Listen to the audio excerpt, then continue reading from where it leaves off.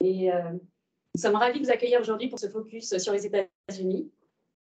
Je tiens à remercier différentes équipes, la mienne tout d'abord, Tiffany, Oula et Irène qui sont investies pour vous au quotidien. Je remercie également France Éclat qui est partenaire de cet événement. Je remercie Progress International qui est aussi en ligne et à votre disposition pour toutes questions.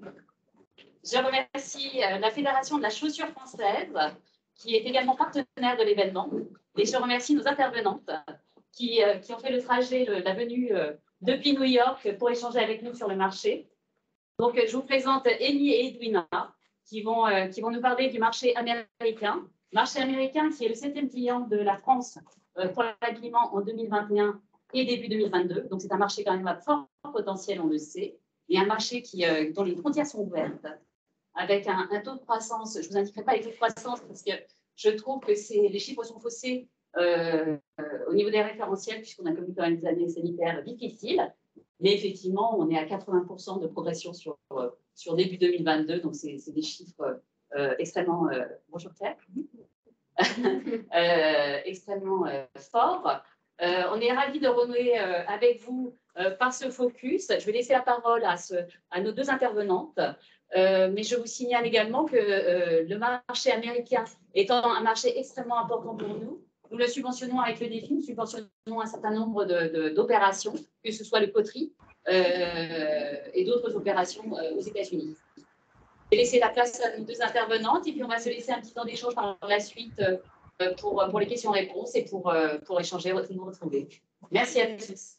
Merci. Bonjour. Hello, everyone. So happy to be here today. It's been a challenging 2 years, as we all know. And so we're happy to be back here in Paris, to be meeting with all of you, to share updates on the US market. We want to make this very conversational, so we'll make time for questions. I'm Edwina Kulego. I have been in the fashion trade show business for the past 12 years, primarily with Informa Markets Fashion. I was born and raised in Sweden, which is not very obvious, but I am Swedish. I've lived in the US for over 15 years. And I'm so excited about the international conversation, to speak about the global marketplace. I've been in the international business space for a long time, and this is one of my favorite places to visit. So very excited to be here today. This is my colleague, Amy Giannaputo. She oversees all of our international business development in Europe. So she is here with me. She's actually been in the wholesale business. She's been on your side of the business for many years. And so we're going to be speaking about the retail landscape, the wholesale landscape, and the upcoming shows that we have. So thank you for having us. I'd like to thank the Federation, the Women's Wear Federation, Promas, the Jewelry and the Footwear Federations for having us today and for organizing this event. Thank you, Angela. Thank you all. Thank you all for coming. And now it's sunny too. The sun is coming out. All right. Now, there we go. Okay, so a brief introduction to who we are. We are Informa Markets Fashion. We are the largest fashion trade show producer in the United States. We also have a sister event in Tokyo, but primarily our events are ran in Las Vegas, in New York, which is our key marketplace that we'll be speaking mostly about today. We also have our smaller regional events in Miami, and most recently, as of earlier this week, we launched our first show in Nashville. So what's happening is, as a result of the pandemic, the regional approach with events and connecting buyers with brands is becoming more popular. So we, as a producer of larger events, are looking at key cities in New York where we can connect our customers with theirs in a smaller way. So you can expect to see more regional events in new cities coming up. We cover all categories. So at our events, you can expect to find apparel, footwear, jewelry, accessories across the board. So we really cover most of the categories. Okay. And our goal is always to provide meaningful connections, right? So whether that's with retailers, with brands, with press, with influencers, when you attend our events, you can expect to see just a lot of people, decision makers and players within the fashion industry. We also focus more than ever now on ethical practices, social empowerment, and environmental stewardship. So the conversation on ethical practices, on sustainability is one that is coming up a lot. And we are also looking at becoming more responsible as an event producer in reducing waste and making sure that we're doing our part. So some key stats before we get into the changes in the US market. These are some of the numbers representing the reach of our events. So we have close to 250,000 active industry contacts, including buyers, brands, manufacturers, and suppliers. We have over 180 plus countries represented in our events. So when you come to Coterie or project, you can expect to not only see buyers from North America, from the US or Canada, but you'll see buyers from South America. Typically, we have a huge representation from Asia. Usually, yes. We have one of our customers here who knows, and so it's definitely a global event. And we're making efforts to make sure that we're welcoming back a lot of the international buyers who haven't been able to come for a while. You get to meet a lot of new partners. That's the top priority of 87% of the buyers. The US retailers are keen on discovery. They're very proud to say, I was the first one to launch this French brand that does beautiful silk scarves, for example. So the events have become a very important point of discovery for brands. And a lot of international brands are launched at the events. There's 84% of buying power. So another point of differentiation from other global events is that the US market is has a lot of purchasing power, means that most of the events are order writing. So instead of communicating or treating it as a marketing and a promotional initiative, you can expect to write orders on show site at the events. Okay. Yes, thank God, right? It's nice to be able to promote your brand and treat it as a marketing initiative, but also to leave with some numbers or at least some valuable business cards. So you can, new brands that come for the first time, be prepared because you will have some retailers that want to place an order on site, which is great. Okay, now we're getting into the meat of the presentation. I think the information that you will find the most valuable. We get a lot of questions. We were just in Milan. We were 3 days in Milan, and everyone's asking, what's happening in the US? Are stores closing? What are the new online retailers that we should be targeting? How should I position myself as an international brand? Those are all of the things that we'll be covering today. So some quick updates and statistics on the US market. Things are bouncing back quickly. We have had a lot of stores close. We've had a lot of them that have taken breaks. But now we're seeing businesses bouncing back, stores reopening, new concept stores opening. There are over 38,000 stores across the board from a retail standpoint in the US. 30,000 of that is women's and about 8,400 is men's. So women's is still a very thriving business. Men's is growing quicker than women's, but it is still much smaller, which is the standard across the board. Online retailers are the fastest growing segment of retail. We all know that that has been accelerated throughout these 2.5 years. You're seeing a lot of stores that had physical locations now also opening up e-commerce stores. Retailers like ASOS, Shopbop, Farfetch, for example, are becoming very popular and powerful in the space. 78% of retailers prefer in-person events. So we're learning that the need to connect, the need to touch and feel is still very important. And most of our buyers are excited about traveling. We saw many of them at the hotel in Milan coming in for pre-collection. And so we've all been at home. We've been working virtually. We've been sending line sheets, lookbooks, websites, social media, Instagram. I think we've all been a bit fatigued. And so the need to connect, we're seeing that those numbers from our surveys are showing that buyers want to see product again, which is great. Online advertising costs are increasing. So as you know, many brands are focusing on their own e-commerce stores. I'm sure many of you have your own social media, but it is costing more to advertise. So brands are trying to diversify their offering and finding new ways to meet their customer. Wholesale remains very important. Brands are looking for key retail partners that can help tell their story. They're looking to reach new customers through wholesale.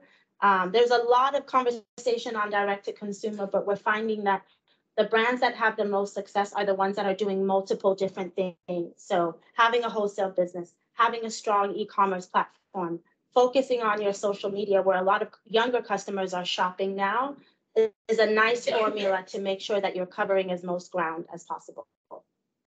All right, so now we're gonna switch the presentation and go into more market stats. Let's see if I can change the view. And I forgot to say hello to all of the guests online. We have a few people seeing us online, and so hello. I hope you can hear and see the presentation well. Okay, the US market today. So some of the major shifts, is it working? Yeah, it works very well. Awesome, awesome. Okay. So digitization, hello, everyone online, IT, and the shift in consumer practices and spending habits have disrupted the traditional retail model. I think we all know that we have been forced to deal and to connect with our customers online. Our customers, the buyers, are forced to work with their consumers online as well. And so the uptick and acceleration in digital marketing and e-commerce has definitely changed the way we all do business and the way we all shop. I shop more online now than I ever have before, and we're going to continue to do that. Retailers are diversifying lifestyle offerings across apparel, footwear, accessories, home, gift, and beauty. We met with the Footwear Federation yesterday, which was lovely, and we talked about the fact that in the US, a lot of the mono footwear stores are disappearing. And so you're seeing footwear next to apparel, next to a handbag, next to jewelry, next to a beauty product. So the trend in retail in the US is more of a lifestyle environment where you can shop apothecary, you can shop books in a store. So you're not seeing more monobrand stores where they're only selling one category. That's changing. That also reflects the way buyers shop at a trade show.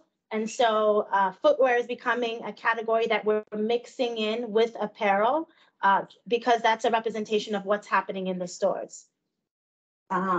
Concept stores are thriving. We went to Marché yesterday, and that's a perfect example of going into a store, stopping at the cafe, going into the bar. The retailers and the stores that we think will do well in the future are the ones that are able to bring in a lifestyle and an experiential thing.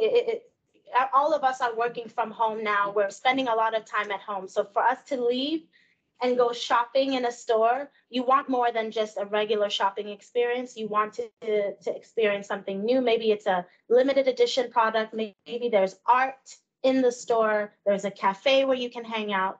So the stores are becoming a little bit more creative on how they present themselves to keep consumers in the stores for a long period of time.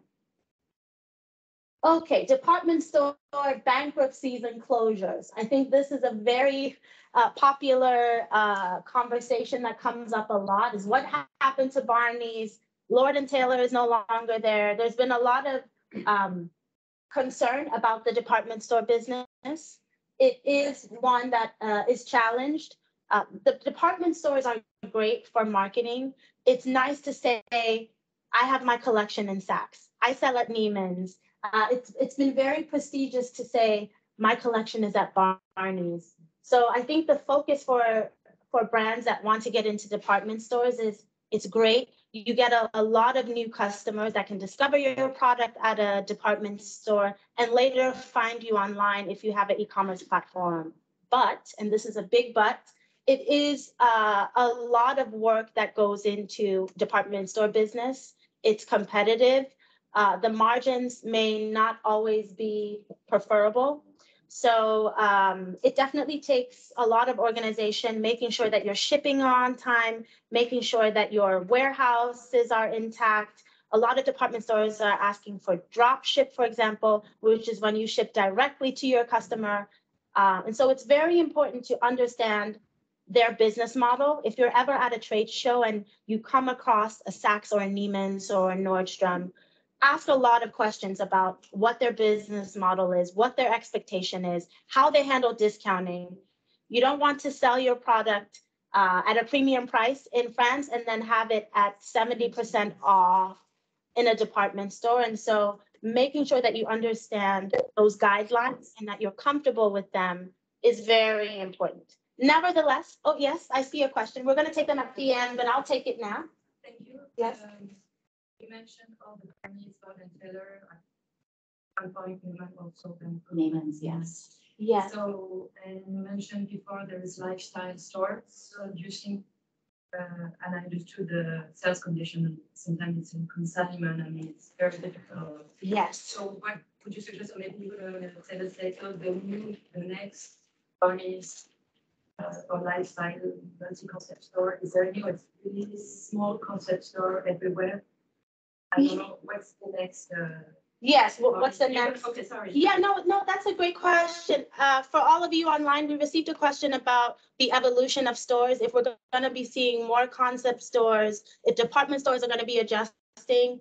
I think the answer is yes. I think department stores are already adjusting. Yeah. So when you Online. By the way, this is a good thing because the department stores have had a lot of power for a long time. So the fact that it's changing and that specialty is really important and a key channel of distribution and online. So they don't hold all the power that they did, especially for smaller brands or mid-sized brands. So it's a good thing and it'll always be evolving.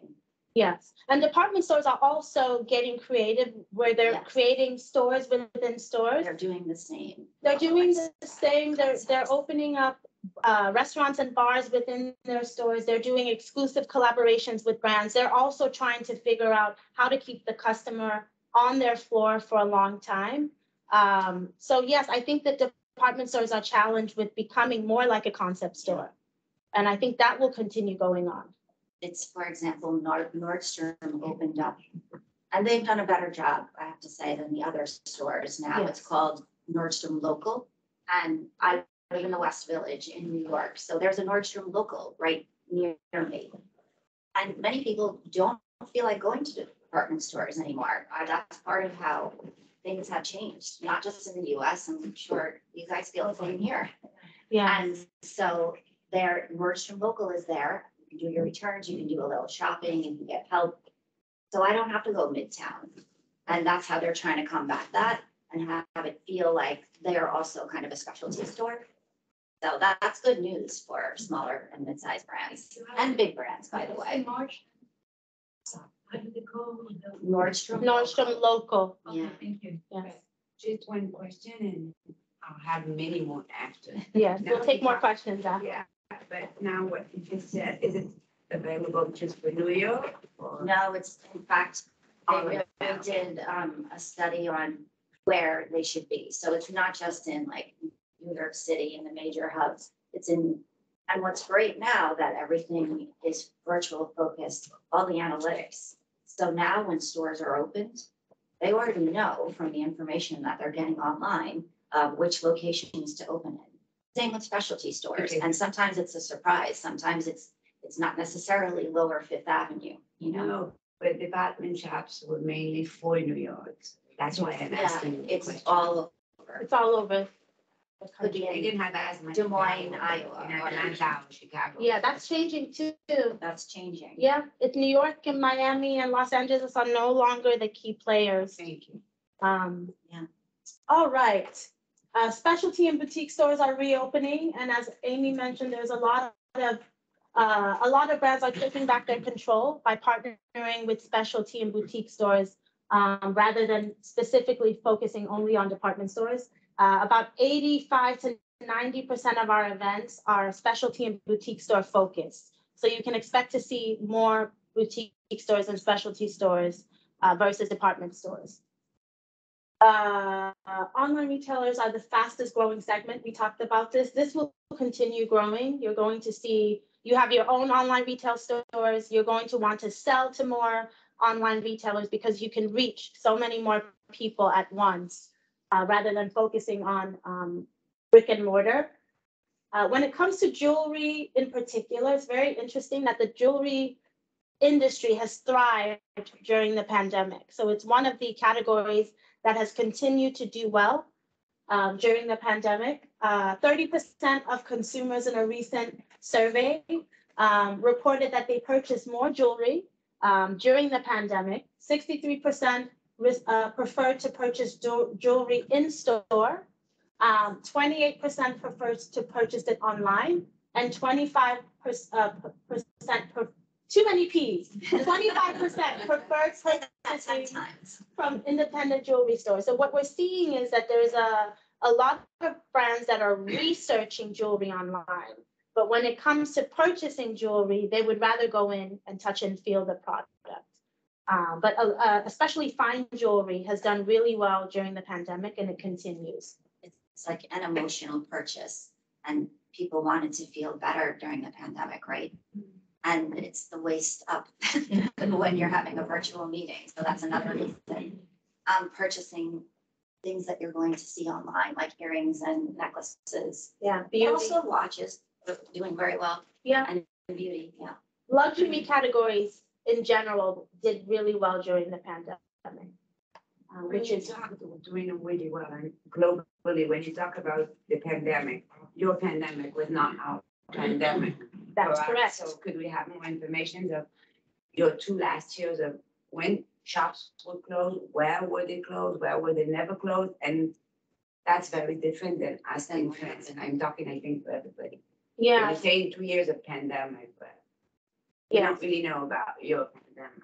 I guess I can say being in New York, in a major city where I did not leave Manhattan. A lot of people in my neighborhood left for the Hamptons or upstate New York, but I stayed in New That's York. rich people. Yes, Yes, people with disposable income. and because I'm in the West Village, so I'm in that neighborhood where a lot of people left. But I was there the whole time, and I actually was glad that I did because it was an historic moment with everything that happened. There were all of the demonstrations, the Black Lives Matter demonstrations, everything that was going on politically, which socioeconomically always affects fashion and what's going on.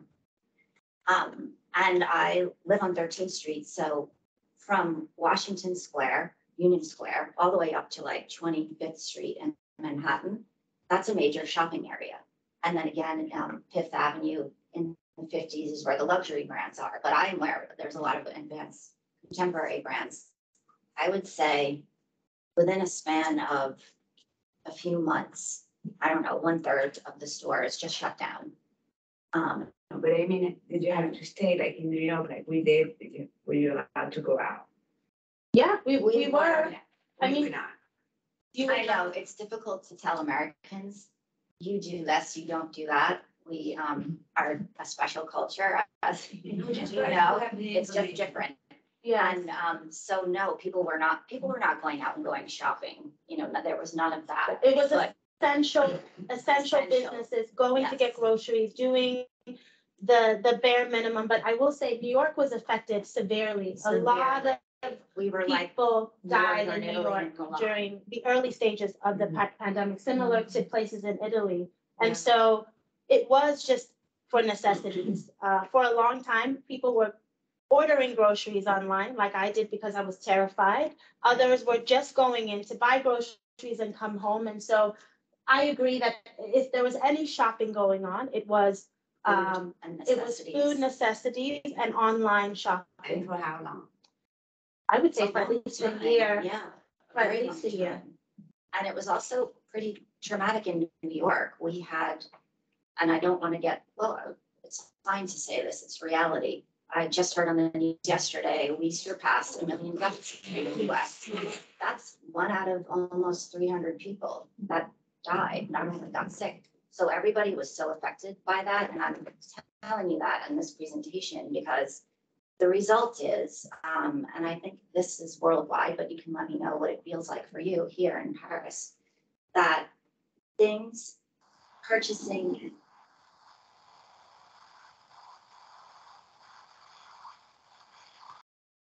Europeans, that changed, became less about accumulating and more about what's important, what items do you really like?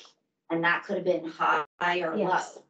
And it was less about getting more and wearing a new outfit that didn't matter. It's more about experiences, being with the ones you care about, sharing experiences because we couldn't for so long. Now, if you're in New York, you see the restaurants are full and a lot of young people. Yes. And here it feels that way too, though. It feels like it's alive and It's bouncing back. yeah. And we'll get more into the consumer, how this has affected the consumer in this presentation. But as Amy mentioned, we have a new consumer that's more conscious now than ever before. They're very keen on who's behind the brand. Is it sustainable? Does it have a social impact? All of those things are becoming more important before someone clicks purchase online or if someone purchases a product in a store. So buyers, as a result, many of the customers you want to reach want to know more about your brand. So that is something that is going to continue. We as a show now have a criteria at Coterie where we're able to ask 3 questions and to see if a brand, how responsible or sustainable a brand is. And then we're able to highlight them in a special way. Buyers are specifically asking us as an organizer where the sustainable brands are. So you have a customer that's a little bit more interested in learning more about you as a brand. So be prepared to sharing more of that in the US market. One more question, and then we'll leave it to the end because we'll be here all day. I'm sorry. No, what I heard as well, the difference between Europe and the US was on the business level. Yeah. So emotional is that the price of the square meter and the store owner were a lot in debt before the pandemic, which is not the case in Europe. And European business were helped by states, which is not the case in That the US. is correct. So they just Well, have to up close. until you can tell them about what happened in New York with the stores. Yes. Yeah, I'll go there now. So basically, it was confusing in the United States. There were small business loans that were available, but what ended up happening was the small businesses applied for them, the restaurants, the stores, and what happened was if you didn't already have a strong relationship with a bank, and these are the bigger companies that have the relationships, it ended up a lot of multi-billion-dollar companies got these loans, and maybe the smaller ones weren't able to because they didn't have the relationships with the banks. They didn't know how to navigate. It was very confusing, actually, the whole process. So while it was going on, they weren't getting the money right away. And so what happened is a lot of specialty stores closed. However, the ones that did survive are the ones that could really speak to their tribe, that were had more of a local approach, and that had very good online already, because a lot of specialty stores can be very nimble that way, even more than department stores. So that's what's happened. It's like the creme de la creme, and sorry for my French, rose to the top and they survived. But unfortunately, a lot of good stores also did not, and we still have those empty spaces. Yes, we have a lot of empty spaces. This is in New York in particular, but Yeah. you will walk through the streets of Soho and look around, and there are many empty storefronts that haven't been filled, which we're hoping will bounce back. But we're seeing more restaurants, just like here in Paris. We're seeing a lot more restaurants lifestyle. We feel more European because our restaurants now, we have the Outdoor seating. seating. So that's nice. The importance of specialty stores, we talk about this a lot, but it is one of the major shifts, right? It's a more efficient alternative for brands. Specialty stores are becoming more important partners for smaller brands, emerging brands, or even brands that have been in business for 3 to 5 years, because you have more flexibility. You can call your department store buyer up and say, how are my shirts selling? You have a rapport with them that's more pleasant, that is a little bit more informative. Also, specialty stores are becoming more savvy, digitally savvy in collecting data. So now they're actually not able to just share what they experience in their store with their customers, but they have statistics to help you do better business with them, which supports them as a store, but also you. And so we only see the specialty and boutique store business growing. Unfair terms, smaller margins. Yeah, so you get smaller margins with your major department stores, whereas your opportunity to negotiate is a little bit more promising with a specialty and boutique store. There's more flexibility. Also, their social media followings help a lot, especially if you're dropping exclusive products. You now have boutique and specialty stores that will help communicate that message. So the power of social media is incredible. And if you have a specialty store that has a strong following, you can see that translating in new customer acquisition. The omni-channel approach, we talked about this, making sure that you're putting your eggs in multiple baskets, whether that's online, through your e-commerce stores, through your specialty store, live and online. There are platforms like Farfetch, Shopbop, and Shopify that are becoming increasingly important. And the great thing about these platforms are they also provide a lot of important information and data for you to make better business decisions. Customer close lists, you rely less on discounts and more on unique selections through specialty store business. They also offer a higher level of attention, curation, and customer service. Okay, department store and brand partnerships. I'm going to skim through this quickly because it's a lot of notes. Brands can test new markets by utilizing online selling data. We talked about this with Shopify, Farfetch, and Shopbop. Partnerships with department stores help build a brand's physical retail presence. So a benefit of a department store is in many cases, you'll have a representation of your brand within a major store. So that's always the plus. Department stores are developing exclusive collaborations with key brands. So that is something that is becoming increasingly important. It's very successful because you're cross-marketing between their customers and yours. So if you're able to partner with Nordstrom and drop an exclusive footwear collection, jewelry collection, that is a great opportunity. So when you are speaking with US retailers, they may ask for exclusivity on a specific product.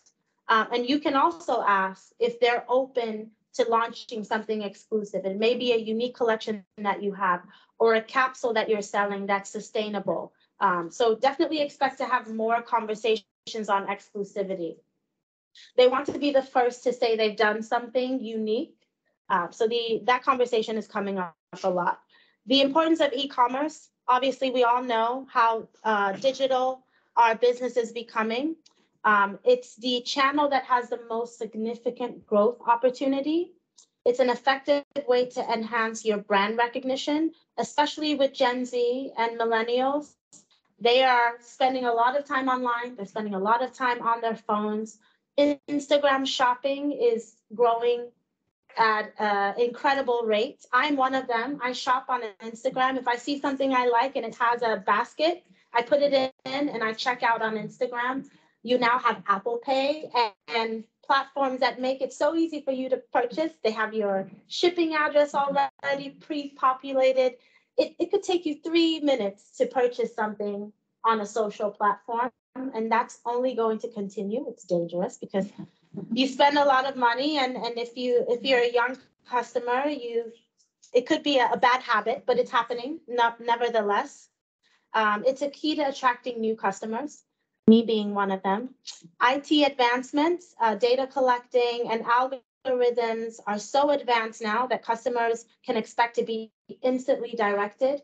I'm sure you've experienced this where you went to a retail store and then you go on to maybe Facebook or Instagram and all of a sudden you start seeing ads from the store you just visited. So the retargeting is happening. We use it as well as a trade show. And so companies are spending a lot of advertising dollars following your footsteps online and making sure that you go right back to their sites. It's getting so specific now that they can actually track by brand, apply what you're buying in one brand to another brand. If you like open collars or if you like slim leg pants, they will take specific information like that of your purchasing habits that you've done with one brand and apply it somewhere else. Yeah. So when you go on a website and they ask you to accept cookies, that's what you're those accepting. cookies are tracking your behavior, the behaviors of your consumers, and they're just making it easier for you to say yes and to That's buy. the question that I'll forget if I don't ask now. Does American people, not even customers, all American people accept cookies? Because trust me that in France, we definitely do not. Yeah. You don't? I'm apprehensive. I always go into the, sometimes they actually don't give you the option to decline fully unless you're savvy. They make it difficult for you to say no. But I can't speak for all. That. I can't speak for all. They're happy about it. I mean, it's a double, it's good and it's a little creepy, right? So it's good because you will be directed to exactly what you want to buy. And that's only getting sharper. Like fashion and executives in IT are the perfect marriage right now. So, I mean, I always accept cookies, but I'm not the most savvy IT person, so maybe I should not. But I think a lot of people just do. Yeah. People don't even think about it and accept all of anything. Do you ever read the fine print online when they say, no, nobody does? Yeah, it's not a one size fits all. We can't speak for everyone, but it depends on how much time the consumer has and if they're savvy enough to know how to navigate that question. How much time stay the cookies alive? It depends. Each site has different requirements, so it really has to do with the website that you're on versus. 6 months maximum, right? Oh, I don't know what the maximum requirement is. They might have different laws in different places. That's a good question. Yeah. I've never thought of that. Not sure. Because if you stop shopping, then the cookies are dead after about 6 months, right? I hope so. They have too much information on us I know. nowadays. Fashion, That's the big difference that in France, it's more they regulated. don't It's want, very much people regulated. don't want that today. We have course. information on that. So Yeah. it's good to know that in America, you're open. Yeah, I would say it's a bigger country, so you'll have more mixed feelings Yes. about it, right? But I can't say that it's more open in the US. I can only say that more companies are applying this.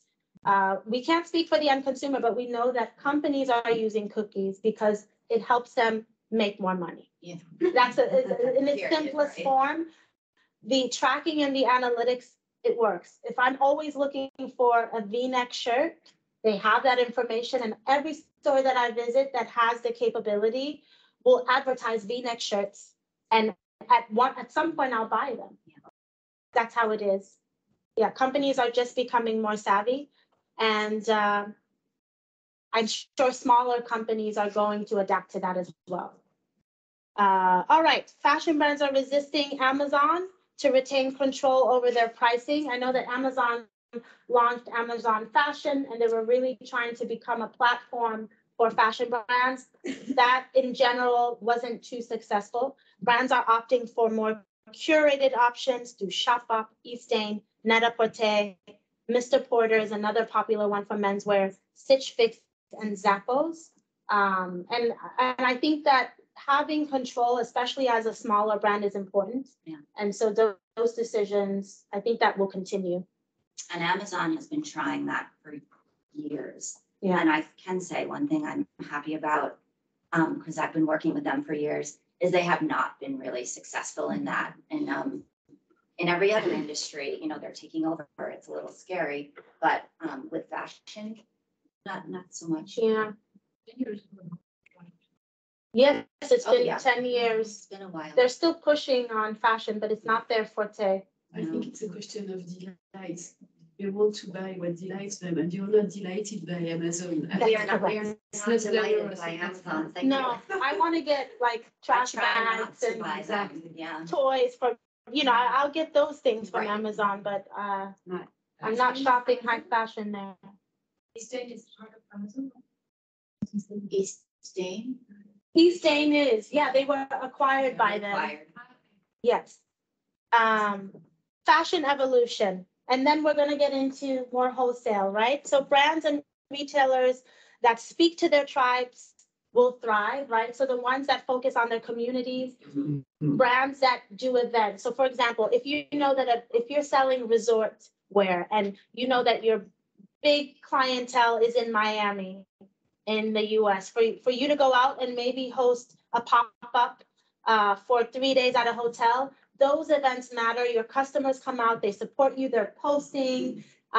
Those community events are super impactful. That's what consumers want. They want brands to get closer to them. So the brands that really understand where their customers are and meet them there become very successful.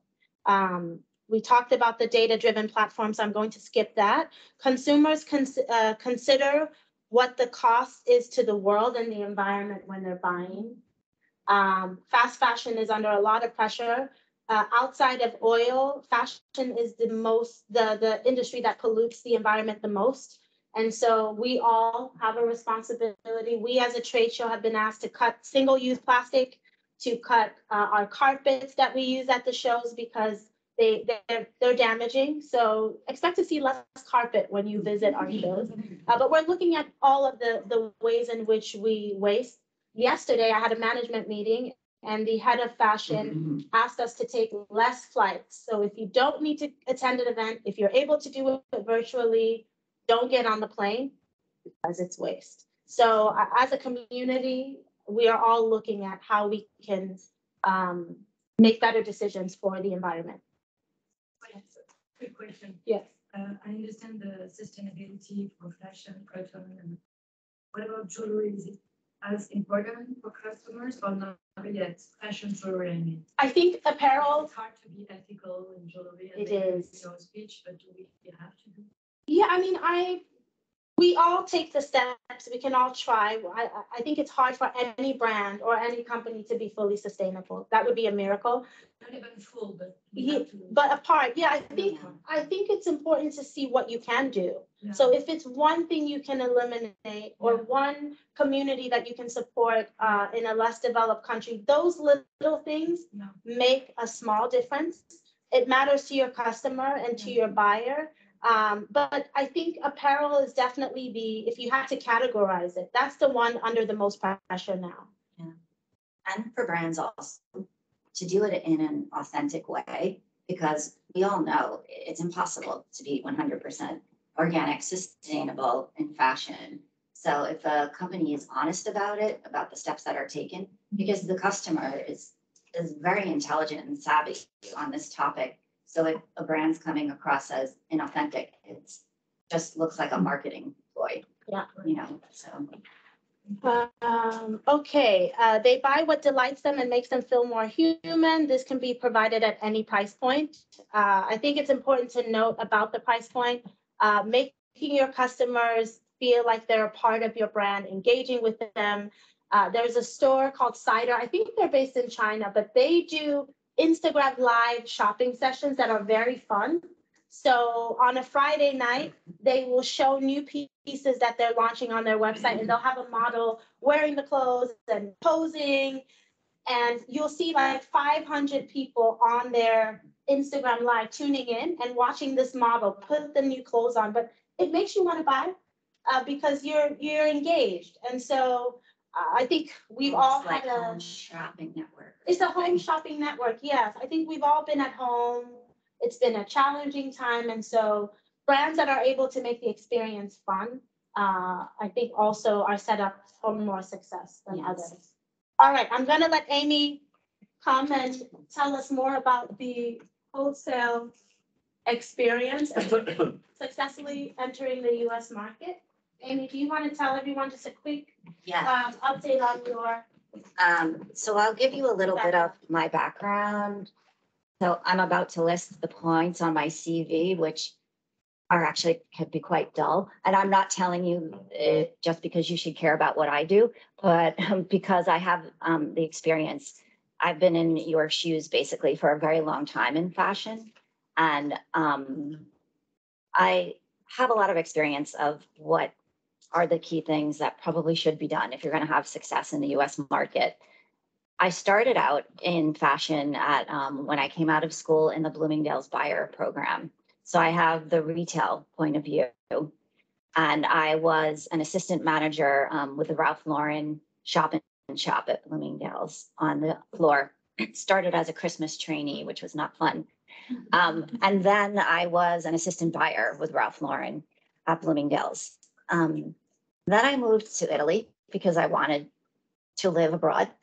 And I just got very lucky. I went to school there and did a focus in fashion program actually at Bocconi, and got extremely lucky and was hired by Versace when I graduated, specifically because I had that experience in Bloomingdale's. And I worked there in Milan for 4 years. And then I moved back with Versace to New York. From there, I stayed there for a year. I worked for Ferragamo, and that was 9 years. And 7 of those years, I was the director of sales for footwear for North America. So I really learned, I was so lucky to be there at that time to really learn the footwear industry. After that, with 2 of my colleagues, ex-colleagues from Ferragamo, we started our own showroom, a multi-brand showroom. So we had mostly Italian brands, and they were accessories, handbags, shoes. We had a couple of US brands there also.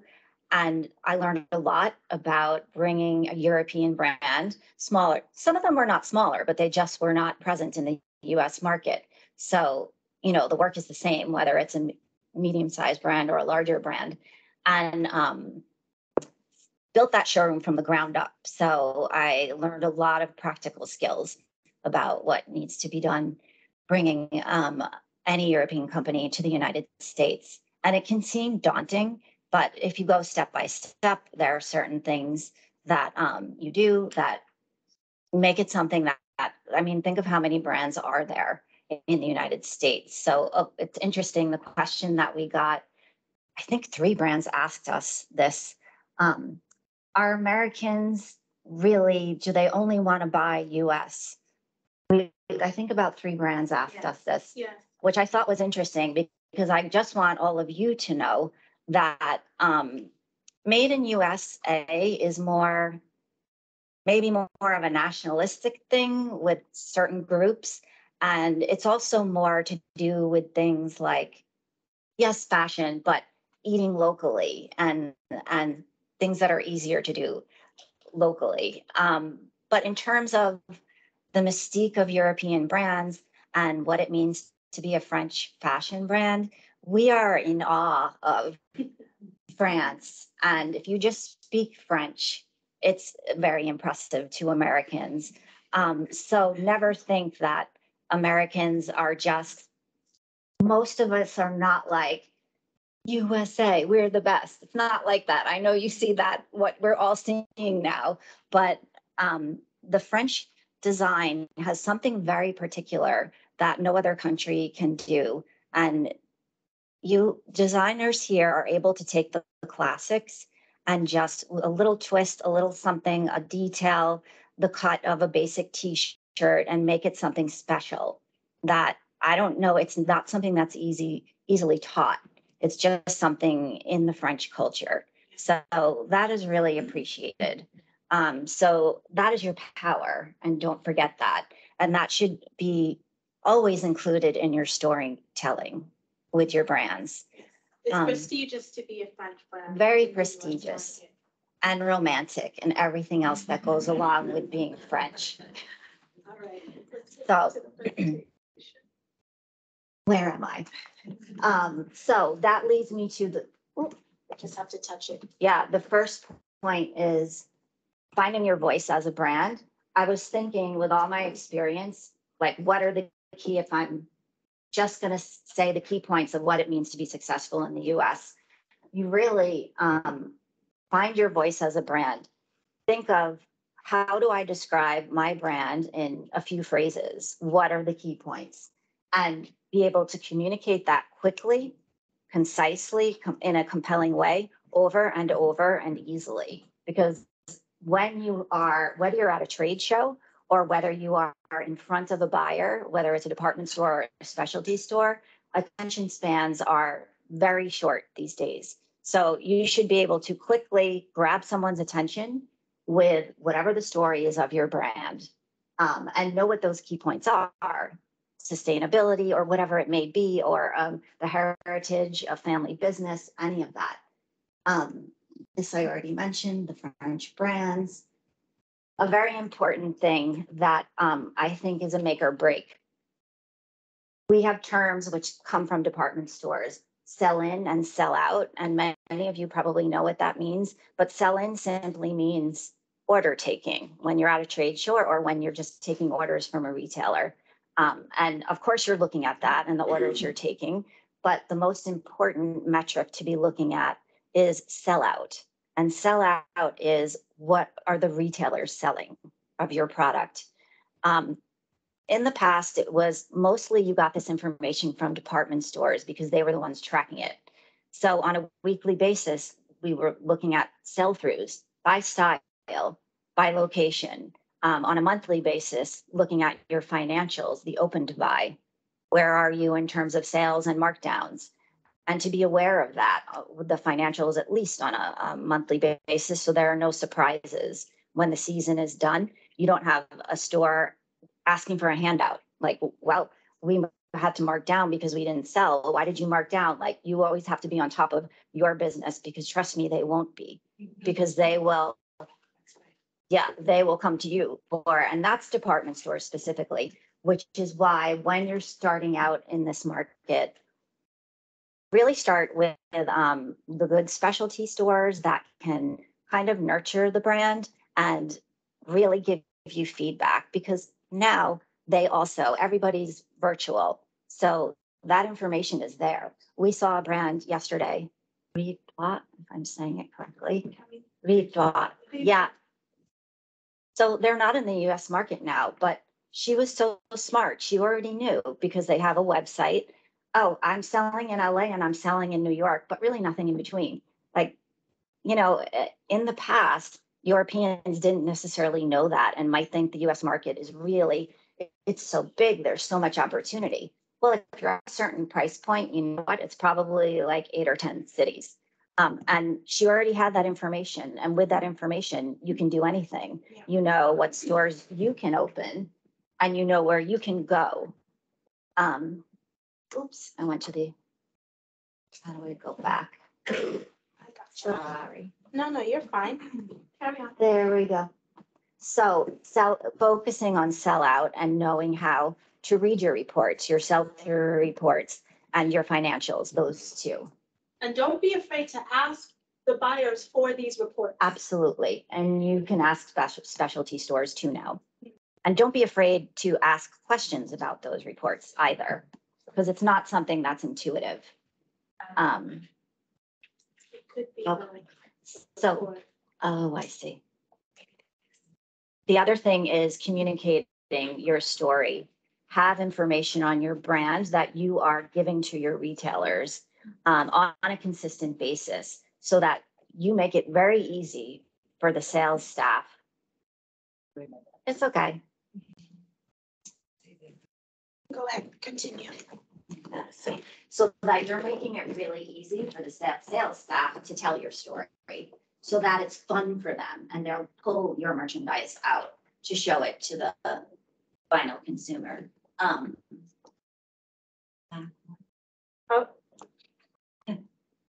technology. That's okay. Okay, delivery. We were just talking about this. I'm just giving the example of our shows. So we have the September show coming up, and that will be a spring show. Which, yeah, it's okay. It's the black cord. Okay, I can continue. Yeah, talk anyway. yeah. You can keep talking.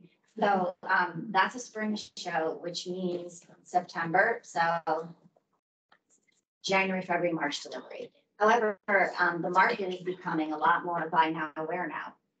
So if you're a brand that you have your stock and you planned your production, that's great because a lot of stores, they're going to write and they often now want what they need now. And there's leeway, you know, you have 6 weeks probably to ship, and that's considered an immediate. So when you're at the trade show, consider that and plan your production accordingly. If you're the type of brand that can do that, immediates are important. I think like 60% of retailers probably expect that these days. Brand 60 probably. 60%. Yeah. Yeah. So when you're coming, definitely bring immediate products. The days of only sticking to the traditional fashion calendar and cadence are gone. A lot of buyers, especially with the US being such a big country and North America in general, there's so many different climates. Yes. So you can't base it on the weather, because you might have a buyer in a hotel store in South Beach, Miami, that is looking for spring year round. So having immediates helps, because you will see buyers that are looking for things in 4 to 6 weeks. Right. So if you have it, bring it. Yes. And spring is becoming a definitely a bigger market, whereas in the past it may have been fall because global warming, you know, more of the country is hot. As we are hot right now in Paris, it's summer. Yeah. And then pricing. So don't let pricing intimidate you. It's really just a matter of a formula and making sure that you are going in with the correct markup. And that will depend, and I'm not going to get into specifics or a math class here, but you know, you want to make sure that your duties are in there, that your taxes are included, and duty will change dramatically. It could be 9%. It could go up to 50% for some materials, and you may even decide to change what you're making your products in based on that. So customs can help you with that. They'll give you all the lists and all the information. And it's important, another thing that's important is to really know the US market. Pricing studies are a very good thing to do. So if, for example, you're a shoe brand, pick 5 brands in the US market that you feel are your true competition and your true competition. You know, you don't pick Gucci, for example. Go where you are and then break it out by typology: slings, boots, sandals, and list the price points. So you'll know where you are. And you'll also learn a lot about the market as you do that study. So doing that typically twice a year for both seasons is a good idea, just to really not only know your brand story, but to know where you sit in your matrix, which leads me to being at a show. That's what you also need to know when you are looking for, we'll go to the next one. Sure. Shipping and freight. It's a good idea in the US to be able to rent from a third-party warehouse, which is not that difficult actually. And on both coasts, in the East Coast, you'll have New Jersey, Secaucus is usually where people rent, and then also on the West Coast. So depending on where your business is. Everybody's asking a lot about agent and showroom relationships. And this again goes back to knowing your brand and knowing where you sit in the US market. As Informa markets, we can provide lists of showrooms and agents that you can research and introduce yourselves to. It is an ongoing thing of really knowing the US market and knowing what you need and trying to find a match. It's like any relationship. Yeah, it's almost like dating. When it Yeah. comes to showrooms and agents, distributors, you're dating, you're figuring out what their strengths are, you're Yes. figuring out how you can complement them. We don't suggest going into a showroom that only focuses on one category. You don't want to be one jewelry brand among many or one footwear brand among many. You want to go into a showroom that complements your brand. And a great way to do that is visiting the events and speaking with the showroom. So one of the biggest pluses with international brands coming to a show like Coterie is we work with a lot of US showrooms that have multiple brands, global brands in their showroom. So you walk in, oh, you have footwear, you have apparel. Do you need a jewelry brand in your showroom? Well, let me tell you a little bit about it, and then they can give you feedback. These are the stores we work with. Showrooms are expensive to partner with. They charge a retainer fee. Some of them charge a retainer fee and a commission. There's always room for negotiation. Speak with some of the brands on the floor that may be in showrooms. Try your best to take advantage of that while you're at the shows so that you can find the best dating match. Yes. And that's the same thing with agents. Yes. My record was for the showroom in US that charged, as you said, a lot about fee. I don't know if things changed because of COVID. Yes, there's still a Commerciale is changing because it was a monthly. Yeah, I mean, sometimes you'll find a showroom that will work with you. So they may charge a smaller retainer fee, but then they'll charge a high commission because they're taking a risk. And then you'll find some showrooms that have been doing business for a long time and they may charge you $5,000 to $8,000 a month. I mean, that's on the high side, but it all depends. It depends on how badly they want your brand. It depends on how successful they think your brand can be for them. If they really believe in what you're doing and you have a unique point of view, I know some showrooms that'll just do commission because they're so excited about your brand. So it's a wide range. Yeah. Yeah, It is. go ahead. And preparing for the show. I don't have to go into this too much because once a brand agrees to do our show, we literally have like a whole very comprehensive list that will go to the brands and help them with their any questions. So in terms of booth setup and preparation, that is really not an issue when you join our brands because we're there for you to help you with that process.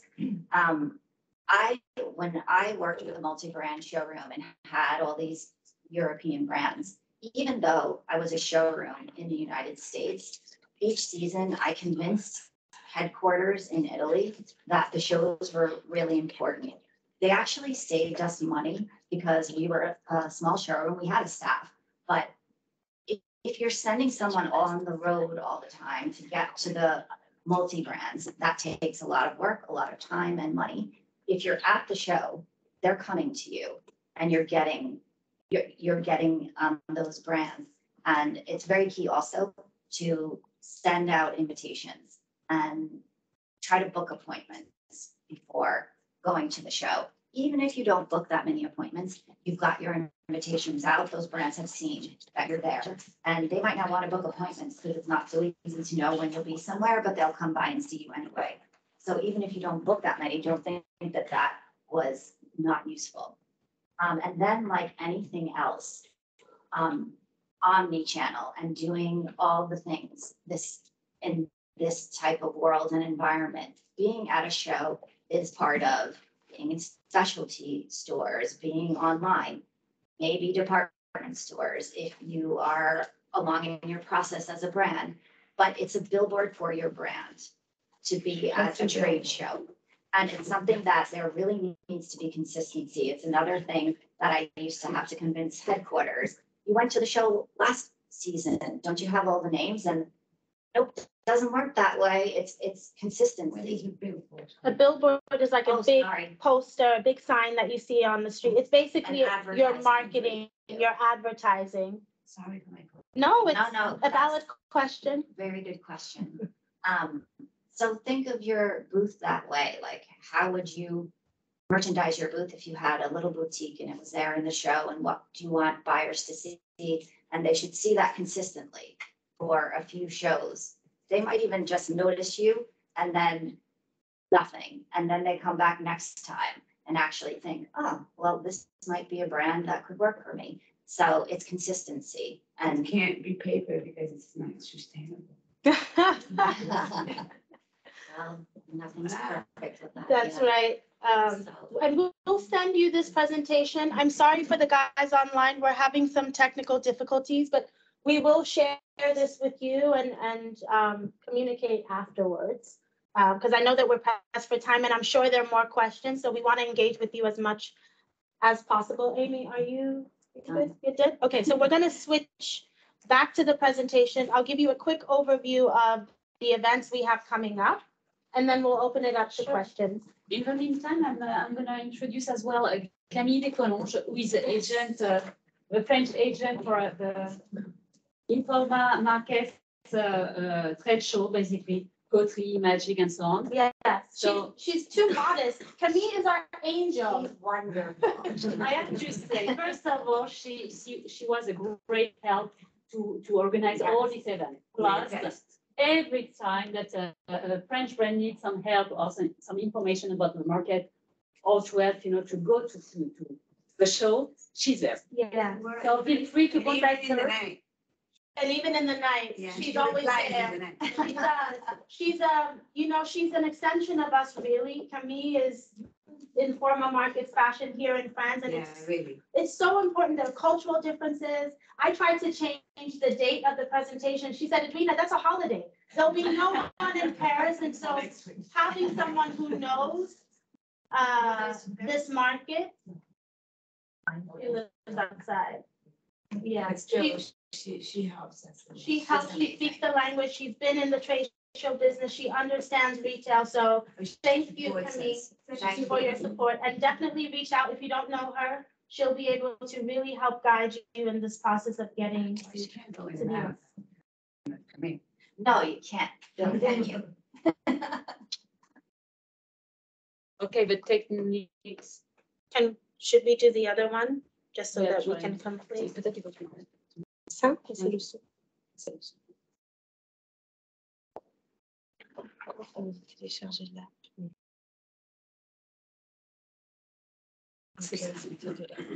Should we use the old cord? Sinon, écoute, Sinon, can I have The USB? the USB? désolé pour Okay, so why don't we open up for questions now, we can do and that then as we'll well. wrap with Sure. the shows afterwards, for the sake of time. Sure. Avez-vous des questions par rapport au marché américain?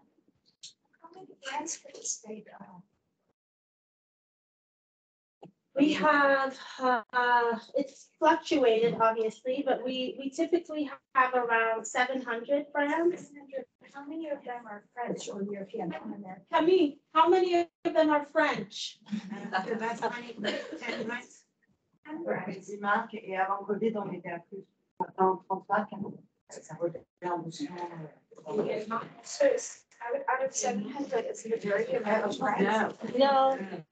No, we typically, I think pre-pandemic, we had around 20 something French brands. So obviously we're just building that back up, but we have over 30 brands from Turkey. We have 80 from Italy. Let's say why. It's because it's free for Italians. So Yes, the Italian government has been very keen on funding their brands for the next couple of seasons. We don't know if the 100% funding will continue, but we do work with many government groups. We have a group out of Poland that comes. Again, Italy is probably #1 from a European perspective. Lots of Canadian brands, Spain. Brazil, Spain, Portugal. I'm heading to Spain next week. I'm doing a presentation like this in Spain, in Madrid and Alicante, and then we go to Porto and do the same thing. So it truly is a global show, but obviously the #1 country is the US, followed by Canada, and then I think Italy is up next. Actually, we have 20, well, before the pandemic, we had already 20 brands of commerce ready to wear. So you have to add the shoes brands and accessories, jewelry and so on. So basically 20 is only for women's ready-to-wear. Yes, 20 is only for apparel. And some of the brands, some of the French brands are Zadig and Voltaire, Berenice, Nanouche, which is really cool. And is it Mademoiselle, Mademoiselle, yes. Mademoiselle, Bash, Majestic, Valérie Calfon, Berenice. Berenice, yeah, that's one of Paul them. and Jo, Van Palma. Andrea, Yes. Manouche. Donc, a lot of different brands have actually Can I use this? Don Palma as well, and we get some jewelry as well. So a lot of.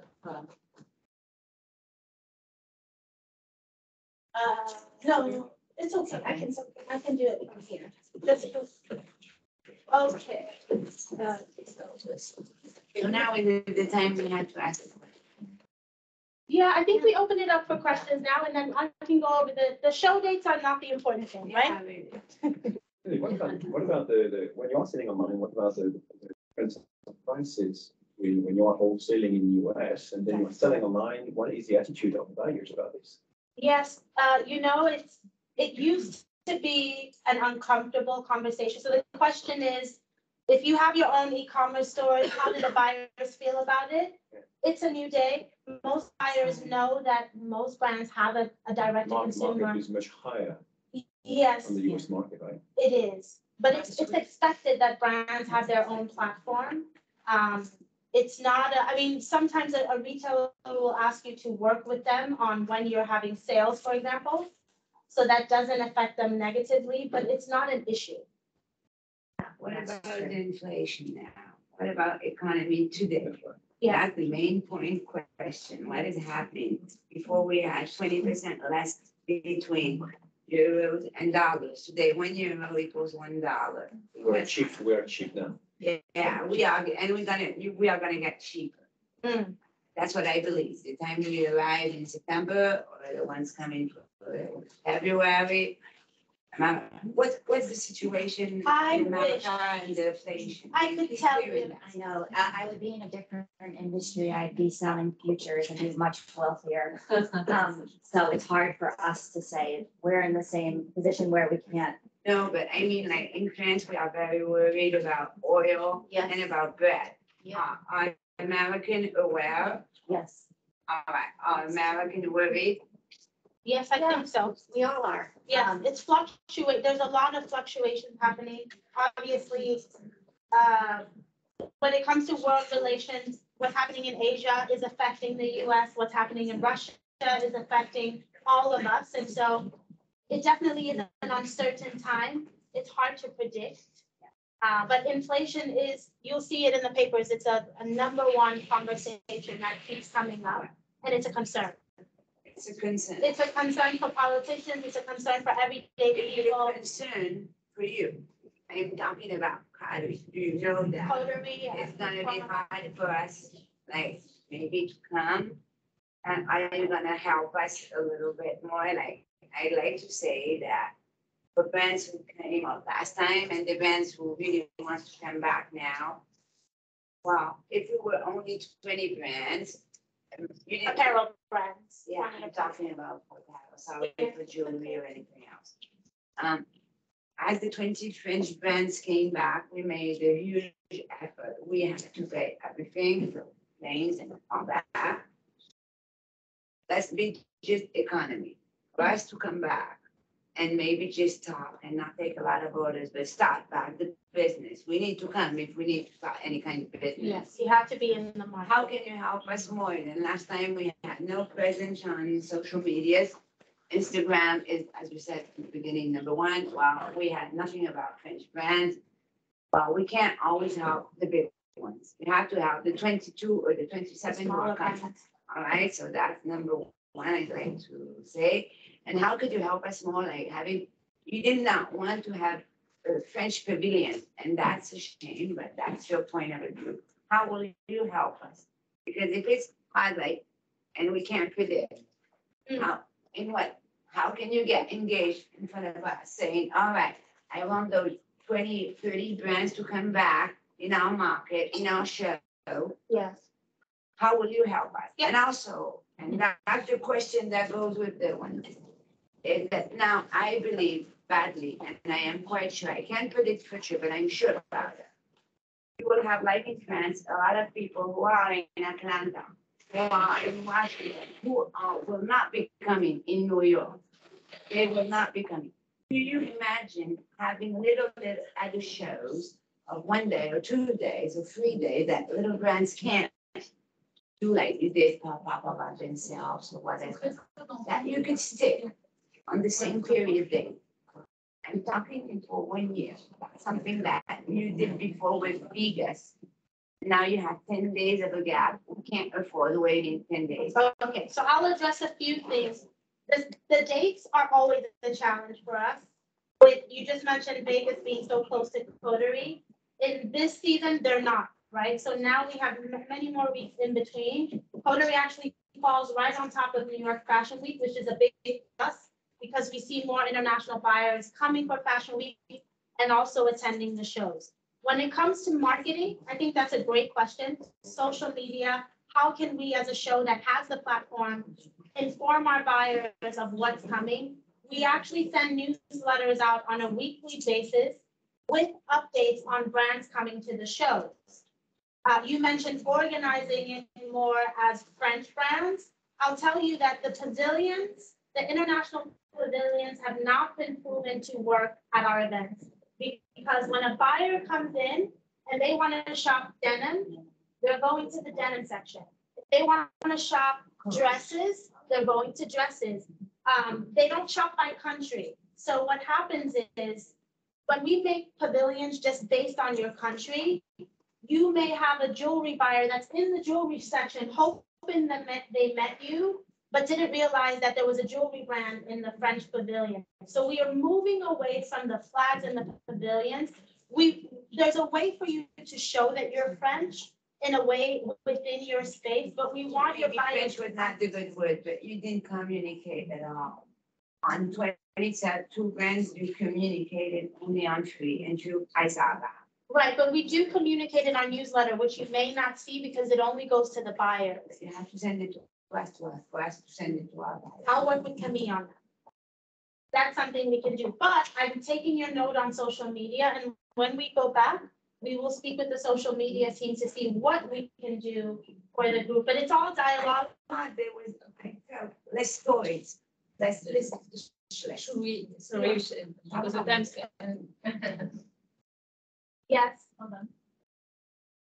What's the biggest category? Is it ready to wear or is it an accessory? What is it? It is ready to wear. Ready to wear. Yes, ready to wear is definitely number one. How big is that accessory, like jewelry, scarf, those kind of?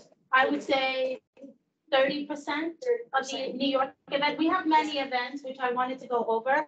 But for Coterie in particular, it's around 30%. Excuse me, just a question. What is the average time for a buyer to spend on the country? Good question. It's a 3-day show. It ranges between a day and a half to 2 days. Right, and how much time is the average for new brands or buyers to get in? Just, I mean, To get they've got in? their rendezvous, they've got all the timing. So roughly a buyer, how much time is spending for getting new brands? Oh, I see. A big part of the buyer journey at our shows is discovery because they have their existing accounts. It's nice for them to stop by and say, hello, Zadig and Voltaire, great to see you. They have the buyer contact, they know what items sell. So what we're hearing and from surveying and speaking with buyers is they're actually coming to the shows to discover new. And in that new bucket, international is very important and top of mind. So I would say they spend more time with new designers and discovering and learning more about the new collections versus seeing accounts that they do business with already. Let me, I operated from here. Okay. I see. Okay, wow, this is so technical. All right, so obviously you get to expose your brand at the shows. There are a lot of buyer connections. we focus on doing a lot of networking events at the show. So we'll have like a Prosecco hour afterwards to give you as much opportunity as possible to connect with buyers while they're there. I have to point to the computer. Okay. Education is definitely a big focus at our shows. You'll see a lot more stages and panels because, like yourselves, we all need information about what's happening. So typically we invite buyers from department stores, online stores, small boutique and specialty stores that come to the shows to speak about what they're experiencing. So lots of education at our events, digital marketing. Every buyer has to download the Coterie app to access the show. And so we've cut all the paper from that perspective. But I say that to say the digital marketing exposure is growing because every buyer navigates the show floor on this app. And so we now have opportunities for brands who want to advertise on the app to have a bigger presence on the app to take advantage of that. And there's also information about how to navigate the show, what's happening at the show for buyers. So the app is becoming very popular, and we just added lead retrieval. So in September, you'll be able to you'll be able to scan the buyers that come, every buyer that comes into your booth on the app on your phone. With the email. With the email. So Camille has that information and she can share more about how you can actually lead the show with more email contacts from scanning your buyers. And we're making it easy. You can use your iPhone to do so. I'll skip that for the sake of time. Expect to see a lot of great press at the show. So not only are you seeing buyers, but I remember there's a small watch brand out of Sweden called, well, it was a small one called Daniel Wellington that ended up becoming a huge watch brand. But when they came to project in Las Vegas for the first time, they had about 7 SKUs on a small table. And it wasn't a buyer that was initially helped them become successful. It was GQ.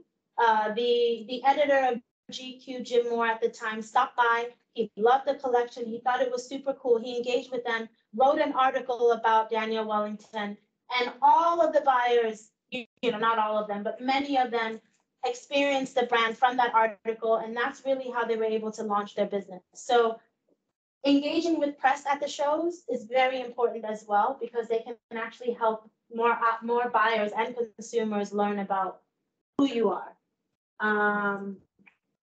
Okay, so we get a lot of questions about our events. Magic versus project. What is Coterie? How does it differ? So we've broken it down, and again, we'll share this with you, but really quickly, Magic has been around for over 80 years. It started on the West Coast in Los Angeles, then it moved to Las Vegas. It's really our trend-driven and young contemporary apparel, footwear, and accessories market. So it's a lower price point if you compare it to Coterie. You find a lot of more fast fashion brands at Magic. There's also a modern sportswear section. So it's not necessarily broken down by age.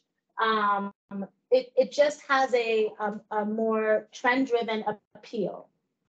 Some of the retailers that shop Magic are Forever 21, Free People, Dry Goods, Fashion Nova, which is a fast fashion retailer. So that just gives you a sense of who is shopping the brands at Magic. I'll skip the exhibiting brands project, which has a show in New York in July and Las Vegas in August, is contemporary men's and women's apparel. So that is our dual marketplace.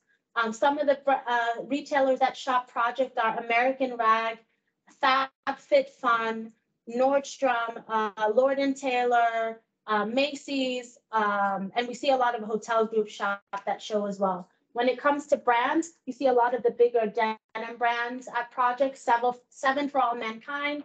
We have Calvin Klein, Ralph Lauren, Dolce Vita, and more.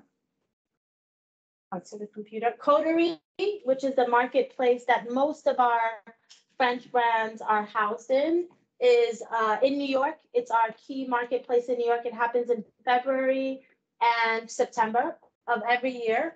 It's women's contemporary and advanced contemporary. You can even find affordable luxury at Coterie. So it's our highest price point, and it's where we see the most international and primarily European brands.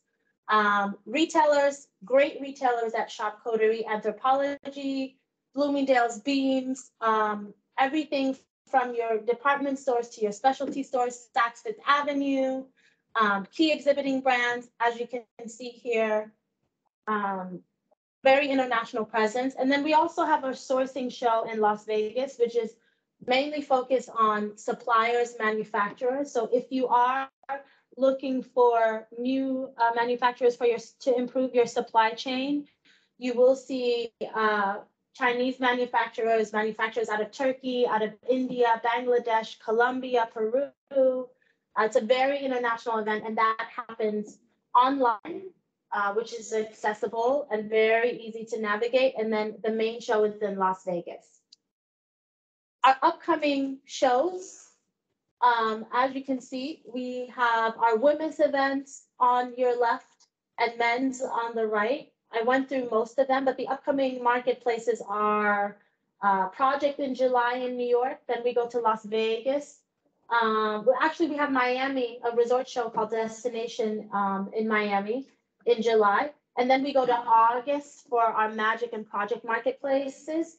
And then in September is when we have our Magic, Coterie, and New York and Project shows in New York.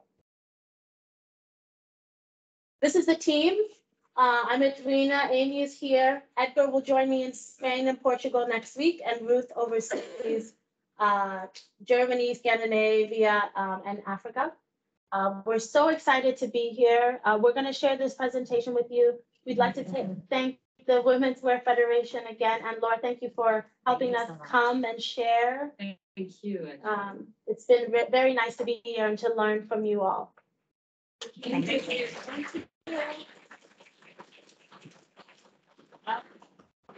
Thank you both. Thank you, Camille, as well. Thank you, Camille. Just one last thing. If you need any, si vous avez besoin de la moindre information, nous sommes à votre disposition également pour vous donner les coordonnées nécessaires. Juste une petite chose. Souvent, on dit que pour aller aux États-Unis, on a absolument besoin d'un agent. Ça peut être vrai à partir d'un certain chiffre d'affaires, ou quand effectivement on a beaucoup de marchés à la fois. Toutefois, les États-Unis peuvent être abordés en direct, directement sur un salon. Et ça peut être d'ailleurs l'occasion par la suite de progresser et de rencontrer effectivement un agent. Mais vous pouvez tout à fait aborder les États-Unis sans agent.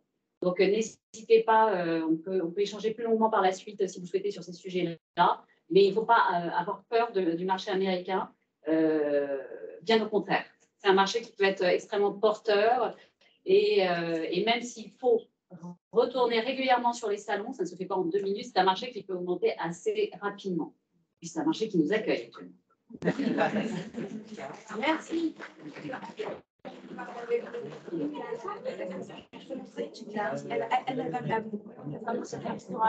Oh, we don't make it get to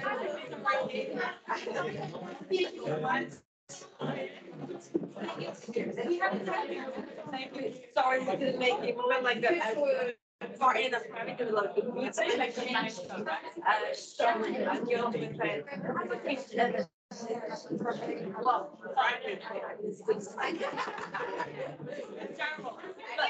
My information. Yeah, sure. Yes. And so much. Thank you for that. Right. But I didn't include that you.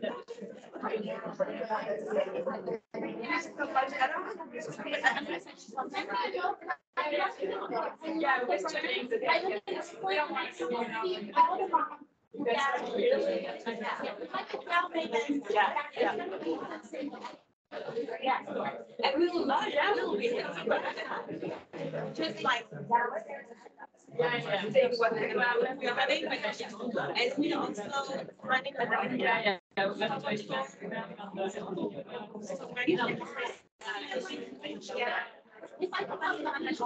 what